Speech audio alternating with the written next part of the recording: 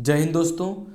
देखिए chemistry 11th class 11th की chemistry के 2 चैप्टर आपके पहले से कवर हो चुके हैं। पूरा चैप्टर नोट्स प्लस और आपका जितना एक एक पॉइंट था सारा कुछ कवर हो चुका है। एक चैप्टर और दूसरा चैप्टर, पहले चैप्टर का आपका नाम है परमाणु संरचना, दूसरे चैप्टर का नाम है आपका आधुनिक परमाणु संरचना। दोनों कवर हो चुके हैं। 35 मिनट की वीडियो बनी है और उसमें सारा कुछ आपका बचाया गया है। तो अगर आपने वीडियो नहीं देखा है तो चैनल को सब्सक्राइब किए। प्लेलिस्ट में आपको क्लास 11 केमिस्ट्री फुल एक्सप्लेनेशन के साथ आपको मिल जाएंगे। तो आज हम तीसरा चैप्टर पढ़ेंगे क्लास 11th केमिस्ट्री का, जिसका नाम है मोलों की अवधारणा और उनके अनुप्रयोग। तो इसमें जो आपका पहला हेडिंग है वो है मोल। देखिए मोल क्या होता है, तो किसी पदार्थ की वह मात्रा जिसमें उसके 6.022 इंटू 10⁻⁻23 कण उपस्थित होते हैं पदार्थ का एक मोल कहलाती है। कोई भी पदार्थ, मान लीजिए ये कोई पदार्थ है, इसमें से पदार्थ की वह मात्रा, वह रेशियो जिसमें उपस्थित है, जिसमें उसके 6 पॉइंट, ये जो आपका ये नंबर आपको याद करना होगा 6.022 इंटू 10⁻⁻23, ये जो कण होते हैं ये उपस्थित अगर होते हैं तो वह पदार्थ की एक मोल कहलाती है। एक मोल बराबर इतना कण होता है। देखिए यहाँ लिखा गया है कि आपका एक मोल बराबर 6.022 इंटू 10⁻⁻23 कण। तो ये आपको ध्यान में रखना है। इसके बाद यहाँ और लिखा हुआ है कि एक मोल अणु बराबर 6.022 अणु होता है। एक इलेक्ट्रॉन बराबर इतना इलेक्ट्रॉन होता है, इतना ही 6.022 इंटू 10⁻⁻23 आपका सारे कुछ में होगा। एक मोल परमाणु बराबर इतना परमाणु होता है। तो ये नंबर आपको याद करना होगा कि किसी पदार्थ की वह मात्रा जिसमें उसके 6.022 इंटू 10⁻⁻23 कण उपस्थित होते हैं पदार्थ का एक मोल कहलाती है। कोई भी पदार्थ हो उसमें अगर ये मात्रा है तो एक मोल कहलाएगी। इसके बाद जो आपका मोस्ट इंपॉर्टेंट हेडिंग आता है कि एवोगैड्रो नंबर, एवोगैड्रो संख्या, ये आपका इंपॉर्टेंट है एग्जाम के पॉइंट ऑफ व्यू से। तो ये क्या कह रहा है, इसे एन से प्रदर्शित करते हैं एवोगैड्रो नंबर को, number of Avogadro number N, तो एन से प्रदर्शित करते हैं। तो इसमें क्या कह रहा है कि कार्बन 12, जो आपका कार्बन 12 है, समस्थानिक के ठीक 12 ग्राम में कार्बन 12 परमाणुओं की संख्या एवोगैड्रो नंबर कहलाती है, एवोगैड्रो संख्या कहलाती है। तो जो आपकी एवोगैड्रो संख्या ये कार्बन 12 समस्थानिक पिछली वीडियो में पढ़ाया गया। अगर आपने नहीं देखा है तो प्लीज़ वो वीडियो पहले देखिए। तो देखिए समस्थानिक के ठीक 12 ग्राम में परमाणुओं की संख्या जो कहलाती है, कार्बन 12 परमाणु की संख्या जो होती है वही एवोगैड्रो नंबर कहलाती है। एक पॉइंट के रूप में लिखा हुआ कि पदार्थ की मोलों में उपस्थित कणों की संख्या यानी नियतांक होती है। नियतांक होता है, यहाँ कोई एग्जैक्ट मान होगा आपका, नियतांक होता है, नियतांक कहलाती है। अब एन का मान कितना होगा, आपने देखा कि ये आपको नंबर याद होना चाहिए 6.022 इंटू 10⁻⁻23 प्रति मोल। एक मोल में एन की संख्या होगी, अगर मोलों में एन का संख्या किस में आएगा, मोलों में, प्रति मोलों में। 6.022 इंटू 10⁻⁻23 मैंने कितनी बार नाम लिया है आपको याद में करना होगा, 2 बार बोल लीजिए, याद हो जाएगा। इसके आगे जो आपका रिलेशन है कि पदार्थ के मोलों की संख्या n और उसमें उपस्थित बड़े वाले n में निम्न संबंध होता है। 2 संबंध आपको याद करना है कि पदार्थ की जो मोलों की संख्या जिसे n से प्रदर्शित करते हैं, पदार्थ की मोलों की संख्या को n से प्रदर्शित करते हैं, आप ध्यान में रखना है। और जो बड़ा वाला n होता है उसमें उपस्थित जो कण होते हैं, इनमें रिलेशन क्या है। तो आगे देखते हैं आप कि पदार्थ के मोलों की संख्या n बराबर क्या होता है, पदार्थ के कणों की संख्या, पदार्थ के मोलों की संख्या n और उसमें n में संबंध पूछा था तो आप क्या लिखेंगे, पदार्थ के मोलों की संख्या n और पदार्थ के कणों की संख्या यानी कि n और कणों की संख्या, ये रिलेशन होता है n बराबर n/Na, ये आपका रिलेशन होता है। ये आपका पदार्थ के कणों की संख्या है, ये कणों की संख्या है, और ये क्या है आपका एवोगैड्रो नंबर है, नंबर ऑफ एवोगैड्रो। तो देखिए यहाँ कुछ और रिलेशंस हैं, जैसे कि आपका पदार्थ के मोलों की संख्या, मोलर द्रव्यमान और द्रव्यमान में आपको संबंध ज्ञात करना है। पदार्थ के मोलों की संख्या n और मोलर द्रव्यमान n और पदार्थ के द्रव्यमान में m, जिसे आप प्रदर्शित करते हैं जिससे भी n से। तो देखिए पदार्थ के मोलों की संख्या n बराबर पदार्थ का द्रव्यमान बटा पदार्थ का मोलर द्रव्यमान, ये रिलेशन होता है जिसको n से प्रदर्शित करते हैं। इसको mg में रहेगा आपका, और ये आपका प्रतिमोल रहेगा। यहाँ एक क्वेश्चन बन रहा है इससे कि 2.3 ग्राम सोडियम, 2.3 ग्राम सोडियम है, इसमें परमाणुओं की संख्या कितनी होगी, सोडियम परमाणुओं की संख्या कितनी होगी, n 2.3 ग्राम सोडियम, उसमें सोडियम परमाणुओं की कितनी संख्या होगी, और N का आपका परमाणु क्रमांक दिया हुआ है कितना है 23। तो आप N बराबर पदार्थीय कणों की संख्या आप क्या लिखेंगे, N बराबर N अपान Na, तो आपका 2.3 ग्राम है और Na आपका कितना है 23 परमाणु की संख्या यानी कि जब परमाणु द्रव्यमान आप निकालेंगे तो 23 निकलेगा। आप भाग करेंगे कितना आएगा, N बराबर 0.01 मोल, ये आ गया। अब इसमें कितनी परमाणुओं की संख्या होगी, तो इसमें ज्ञात करने के लिए आपको इसमें गुणा करना होगा N से आपका N। अब जानते हैं कि N बराबर कितना होता है 6.022 × 10⁻23 और आपका N कितना निकल कर आया बड़ा वाला, ये आपका बड़ा वाला N कितना निकल कर आया 0.01। जब गुणा करेंगे तो आपका एक ये घट जाएगा और उत्तर आता है कि 6.022 × 10⁻22। तो इस तरीके से ये लग रहा था सवाल, और सवाल आते हैं आपके मोल कॉन्सेप्ट से, आपको हम बताते चलेंगे। अब इसके आगे देखते हैं गैस का मोलर आयतन। मोलर आयतन गैस का ये क्या होता है, तो समान ताप और दाब पर एनटीपी पर प्रत्येक गैस का एक मोल, जो प्रत्येक गैस होता है उसका एक मोल 22.4 लीटर आयतन घेरता है। इस आयतन एनटीपी पर गैस का मोलर आयतन कहते हैं। गैस का मोलर आयतन आपसे कोई मान लीजिए गैस है, ये गैस का आकार तो नहीं होता लेकिन मान लीजिए गैस है, इसमें कोई भी सामान्य ताप होना चाहिए, समान ताप और दाब। कहीं ऐसा जगह पर मत एक्सपेरिमेंट कीजिएगा जहाँ कि अधिक नाइट्रोजन, अधिक ऑक्सीजन या फिर निर्यात जैसे कि आपके बल्ब में होता है, कुछ नहीं होता वहाँ नहीं। सामान्य ताप और दाब जैसे कि यहाँ नॉर्मली उस पर प्रत्येक गैस आपका जो टुकड़े में होता है ये अलग अलग, इसके जब अणु देखेंगे आप पास से सूक्ष्मदर्शी से, तो ये आपका निकल कर आता है। इसमें प्रत्येक अणु में जो एक मोल, अणु में भी मोल होते हैं ना, जो कितना स्थान घेरते हैं 6.022 × 10⁻23। इसमें जो आपका 22.4 लीटर आयतन घेरता है, एक मोल 22.4 लीटर आयतन घेरता है, तो वही गैस का मोलर आयतन कहलाता है। ये आपको ध्यान में रखना है। इसके बाद यहाँ कुछ दिया हुआ है कि एक मोल Cl2 गैस एनटीपी पर 22.4 लीटर आयतन घेरता है, तो ये आपको ध्यान में रखना है। इससे क्वेश्चन बन रहा है कि 1.0 ग्राम हीलियम आपका है He, हीलियम गैस में कितने परमाणु होंगे तथा उस गैस का एनटीपी पर क्या आयतन होगा, ये आपका क्वेश्चन है, आपको करना है खुद से। आपका दिया गया है, ग्राम भी दिया है, हीलियम परमाणु भी दिया है। हीलियम का कितना होता है 4, हीलियम का परमाणु द्रव्यमान कितना होता है 4 होता है। एनटीपी पर आपको ज्ञात करना है 22.4 लीटर आयतन, ये भी जानते हैं। तो मोलों की संख्या निकालेंगे, उससे गुणा करेंगे, आ जाएगा आपको उत्तर। अगर नहीं आता है इसके लिए हम अगली वीडियो बनाएंगे। चलिए आगे देखते हैं। आपका आता है इंपॉर्टेंट विलेनों की सांद्रता। पूरे चैप्टर का सोर्स यही है, सोर्स की विलेनों की सांद्रता क्या है। तो ये इसमें आपके 2-3 पॉइंट होने वाले हैं। इसमें आपका पहला पॉइंट ए नंबर का है कि विलेन की मोलरता। आपने सुना भी होगा, कक्षा 8 में ये पॉइंट है आपका कि विलेन की मोलरता क्या है, मोलरिटी ऑफ सॉल्यूशन।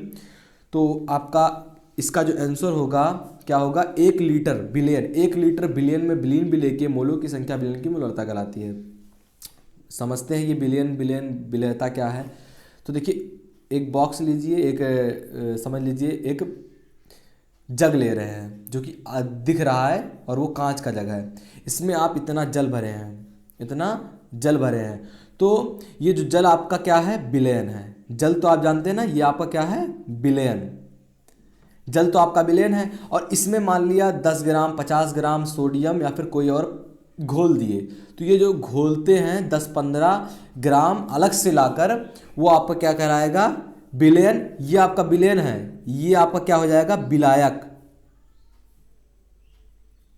बिलायक आपका। ये जो घोलते हैं आप लाकर वो बिलायक हो जाएगा आपका, और जो ये मिश्रण बनेगा ये आपका विलेयता कहलाएगी। ये मिश्रण जो आपका होगा, जो आप घोलने पर जब घोलेंगे इसको, तो ये आपको ध्यान में रखना है। इसके बाद जब आप देखेंगे कि विलेन की मोलरता क्या है, इसका सूत्र क्या होता है, सवाल बनते हैं। ये आपका चैप्टर मोलों की अवधारणा ज़्यादा क्वेश्चन के लिए फेमस है, ना कि थ्योरी के लिए। तो इसमें आपको बहुत सारे परिभाषाएं याद करनी होंगी। परिभाषाओं के साथ साथ आप उसका देखेंगे कि इसका विलेन की मोलरता बराबर क्या होता है, एवोगाड्रो नंबर बराबर क्या होता है, Na बराबर क्या होता है, पदार्थ के मोलों की संख्या बराबर क्या होता है। तो ये सारा रहेगा इसमें। अब देखिए विलेन की मोलरता, विलेन के मोलों की संख्या बटा विलेन का आयतन। विलेन की मोलरता बराबर क्या होता है, विलेन के मोलों की संख्या बटा विलेन का आयतन। अब बात करते हैं विलेन की मोलों की संख्या, क्योंकि यहाँ विलेन की मोलों की संख्या सीधा ज्ञात नहीं होता है ना, फिर आपको दिया रहेगा आपको विलेन की मोलों की संख्या से विलेन की मोलरता ज्ञात करनी है। तो विलेन की मोलों की संख्या का सूत्र क्या होता है, विलेन का भार बटा विलेय का अनुभार। देखिए इसके बाद आपका विलेन की मोलरता बराबर, अगर बड़ा सूत्र इसका बनाएंगे खुलकर, तो विलेन का भार बटा विलेन का अनुभार विलेन का आयतन, विलेय का भार विलेय का अनुभार बटा विलेन का आयतन। तो विलेन की मोलरता बराबर क्या होता है, विलेन के मोलों की संख्या बटा विलेन का आयतन। इसके आगे देखते हैं आप विलेन की ग्राम प्रति लीटर में सांद्रता तथा मोलरता में संबंध, रिलेशन बिटवीन दोज ज्ञात करना है आपको। देखिए विलेन की ग्राम प्रति लीटर में सांद्रता में निम्न संबंध है। विलेन की ग्राम प्रति लीटर में सांद्रता बराबर क्या होता है, विलेन की मोलरता और गुणे पदार्थ का भार या पदार्थ का अणुभार, पदार्थ का अणुभार या विलेय का अणुभार। इससे क्वेश्चन बनता है आपका कि 20.6 ग्राम NBR आपका क्या है, ये सोडियम ब्रोमाइड आपका 103 इसका होता है परमाणु क्रमांक, आप इसको जोड़ेंगे परमाणु भार तो इतना आएगा को 500 लीटर, 500 मिलीलीटर, लीटर में बनाएंगे 1.2 आपका बनेगा 1/2 या 0.5 लीटर की आपका लीटर में ही उत्तर आएगा। तो जल में घोला गया है प्राप्त विलेन की मोलरता ज्ञात करना है आपको। विलेन की मोलरता बराबर क्या होता है, विलेय की मोलों की संख्या, विलेय के मोलों की संख्या और विलेन बटा विलेन का आयतन। तो ये आपको ध्यान में रखना है। ये सवाल अगर आपको नहीं आता तो प्लीज़ कमेंट कीजिएगा, अगली वीडियो में सारे सवाल बताए जाएंगे। अगला जो आपका है कि विलेन की मोलरता, देखिए आपका मोलरता था, यहाँ विलेन की मोलरता है, ये अलग है। बस केवल इसमें 1 किलोग्राम विलायक आपका हो जाएगा, विलायक जो होगा वो 1 किलोग्राम हो जाएगा। और वहाँ क्या था, 1 लीटर विलेन था, यहाँ आपका 1 लीटर विलायक, 1 किलोग्राम विलायक है। मैं विलीन विलेय के मोलों की संख्या विलेन की मोलरता कहलाती है। ये आपको वही विलेन की मोलरता की तरह रहेगा। ये मोलरता में आपका क्या होता है, 1 किलोग्राम विलायक आ जाता है। वहाँ क्या था, 1 लीटर विलेन था, यहाँ 1 किलोग्राम विलायक, बाकी सूत्र वही है आपका। और देखिए यहाँ अलग हो जाता थोड़ा, विलेन की मोलरता का जब सूत्र लिखते हैं आप तो विलेय के मोलों की संख्या तो वहाँ भी था विलेय के मोलों की संख्या, और वहाँ विलेन का आयतन था, यहाँ विलायक का भार हो जाएगा और 1000 गुणे हो जाएगा। तो ये आपको ध्यान में रखना है कि विलेन की मोलरता बराबर विलेय के मोलों की संख्या बटा विलेन का भार, विलायक का भार और गुणे 1000। और अगर इसके बड़े में लिखते हैं विलेन की मोलों की संख्या बराबर अलग सूत्र होता है जिसका होता है विलेय का भार बटा विलेय का अणुभार। तो अगर पूरा लिखते हैं तो एक एक पॉइंट आपको मिल जाएगा। तो विलेय का भार बटा विलेय का अणुभार और बटा विलायक का भार गुणे 1000।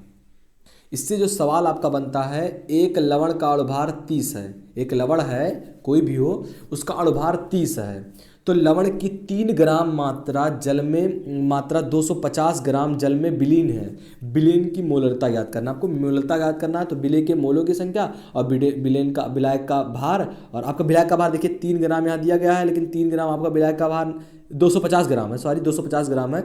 और ये आपका अणुभार है, जिससे आप मोलों की संख्या में रखेंगे और इसका अणुभार रखेंगे और बटा भार रखेंगे, गुणे 1000 कर देंगे, उत्तर आ जाएगा। अगर आपको नहीं आता है इसका कमेंट जरूर कीजिएगा उत्तर कि क्या आ रहा है। अगर आप नहीं लगाना जानते हैं तो प्लीज़ बार बार बता रहे हैं कि इसके लिए अलग वीडियो बनेगी अगर आप कमेंट करेंगे तो। इंपॉर्टेंट हेडिंग आ रहा है कि मोल प्रभाज क्या है। तो मोल प्रभाज मोस्ट इंपॉर्टेंट आपका है मोल प्रभाज। तो ये देखते हैं हम, देखिए इसमें क्या होता है कि विलेन की किसी एक घटक के मोलों की संख्या और विलेन में उपस्थित उसके सभी घटकों के मोलों की संख्या की कुल संख्या जो होती है के अनुपात को उस घटक का मोल प्रभाज कहते हैं। कोई विलेन में एक घटक ले लीजिए, मान लीजिए विलायक ले लीजिए, तो विलायक के मोलों की संख्या, सूत्र इसका क्या बनेगा, विलायक के मोलों की संख्या और क्या कह रहा है विलेन किसी एक घटकों की संख्या, विलायक के मोलों की संख्या आप लिखिए, फिर नीचे आप बटे में क्या लिखेंगे इसके कि जो आपका विलेन भी है, और मतलब कि कहने का अर्थ ये है कि किस विलेन के किसी एक घटक, कोई एक घटक विलायक हो या विलेन को ले लीजिए, के मोलों की संख्या आपको लिखना है। इसके बाद विलेन में उपस्थित उसके सभी घटकों के मोलों की संख्या, सभी घटक 2 ही घटक होंगे विलेन और विलायक, तो इनके दोनों का जब जोड़ेंगे आप तो आपका मोल प्रभाज बनता है और इनका अनुपात यानी कि बटा। यहाँ आप देखते हैं कि इसका सूत्र भी लिखा हुआ है कि विलायक का मोल प्रभाज बराबर क्या होता है, विलायक के मोलों की संख्या और बटा विलेन के मोलों की संख्या बटा विलायक के मोलों की संख्या। ठीक है, अगर आपको सूत्र पता है तो आप थ्योरी लिख ले जाएंगे, यदि आपको थ्योरी पता है तो आप सूत्र लिख ले जाएंगे। तो दोनों एक दूसरे से संबंधित हैं, तो आपको ध्यान में रखना है कि क्या कह रहा है, थ्योरी को अच्छे समझिए और उससे आप सूत्र में कन्वर्ट करते हैं, फिजिक्स केमिस्ट्री कोई भी हो। और इसके आगे देखते हैं बिलेन की नार्मलता। ये क्या है? 1 लीटर बिलेन में बिलीन बिले के तुल्यांकों की संख्या बिलेन की नार्मलता कहलाती है। देखिए तुल्यांक यहाँ आ गया। तुल्यांक की संख्या बराबर क्या होता है? सूत्र मैंने आपसे कहा कि इस चैप्टर में ढेर सारे सूत्र मिलेंगे, तो परेशान मत होइए, केवल समझिए ध्यान से। 1-2 बार वीडियो को देखेंगे समझ में आ जाएगा। और आप भी आपको वीडियो में दिक्कत हो रहा है तो कमेंट कीजिए, अलग से वीडियो एक एक टॉपिक पर बनाया जाएगा। बिलेन की नार्मलता पर अलग बनाया जाएगा और विस्तार में उसको समझेंगे। देखिए बिलेन की तुल्यांकों संख्या क्या होता है, सबसे पहले सूत्र जान लेते हैं। नहीं, पहले देख लीजिए बिलेन की नार्मलता बराबर क्या सूत्र होता है। तो बिलेन की नार्मलता बराबर बिले के तुल्यांकों की संख्या बटा बिलेन का आयतन। बिले के तुल्यांकों की संख्या बटा बिलेन का आयतन। लेकिन यहाँ आ जा रहा है कि बिले के तुल्यांकों की संख्या कैसे ज्ञात करें, तो इसके लिए सूत्र भी आपका है कि बिले के तुल्यांकों की संख्या बराबर पदार्थ का भार पदार्थ का तुल्यांकी भार। इसके लिए सूत्र है पदार्थ का तुल्यांकी बराबर क्या होता है? पदार्थ का अणुभार, अम्लता या क्षारता। अम्लता या क्षारता ज्ञात करना है आपको पदार्थ के तुल्यांकों की संख्या से। तो ये था आपका। इसके बाद आप देखते हैं कि रिलेशंस कुछ हैं कि बिलेन की ग्राम प्रति लीटर में सांद्रता और नार्मलता में संबंध। तो बिलेन की ग्राम प्रति लीटर में सांद्रता और नार्मलता में निम्न संबंध है, जैसे कि आपका दिया गया है यहाँ पर। बिलेन की ग्राम प्रति लीटर में सांद्रता बराबर बिलेन की नार्मलता पदार्थ का तुल्यांकी भार, बूढ़े पदार्थ का तुल्यांकी भार। ये आपका रिलेशन है। इसके आगे देखते हैं आपका लास्ट वन हेडिंग है कि बिलेन की नार्मलता और मोलरता में संबंध ज्ञात करना है। आपका संबंध जरूर पूछेगा तो आप क्या लिखेंगे? बिलेन की नार्मलता और मोलरता में निम्न संबंध है। ये रिलेशन आपका है कि बिलेन की नार्मलता बटा बिलेन की मोलरता बराबर पदार्थ का अणुभार या पदार्थ का तुल्यांकी भार। यहाँ एक सवाल भी आपका देख लेते हैं कि 0.4 ग्राम NaOH जल में विलीन किया गया और जल मिलाकर बिलेन का कुल आयतन 100 मिलीलीटर यानी कि आपका 0.10 लीटर कर दिया गया था। बिलेन की नार्मलता आपको ज्ञात करना है। तो अगर आपने अच्छे से वीडियो को समझा है तो ये सवाल लगा ले जाएंगे। सूत्र को अप्लाई करते चलिए, सवाल लग जाएगा। यहाँ हमारा खत्म होता है चैप्टर 3। इसके आगे आपका अगर आप वीडियो चाहते हैं तो कमेंट जरूर कीजिएगा, अपने दोस्तों में शेयर कीजिए यदि आपको वीडियो पसंद आया हो। इसके आगे हम आपका चौथा chapter, important chapter, long chapter, जिसका नाम है कार्बन रसायन का परिचय, इंट्रोडक्शन ऑफ ऑर्गेनिक केमिस्ट्री। आप सभी लोग जानते हैं कि ऑर्गेनिक केमिस्ट्री कितना हार्ड होता है, लेकिन उसे आसानी से समझेंगे। तो अपने दोस्तों में शेयर कीजिएगा और प्लीज़ चैनल को सब्सक्राइब करिए। आई नीड योर सपोर्ट, जिससे कि मैं थोड़ा आप लाइक करते हैं तो खुशी मिलता है कि रिस्पॉन्स आ रहा है। तो अपने दोस्तों में शेयर कीजिए, प्लीज़ चैनल को सब्सक्राइब करिए। मिलते हैं आपसे अगली वीडियो में, तब तक के लिए जय हिंद, जय भारत।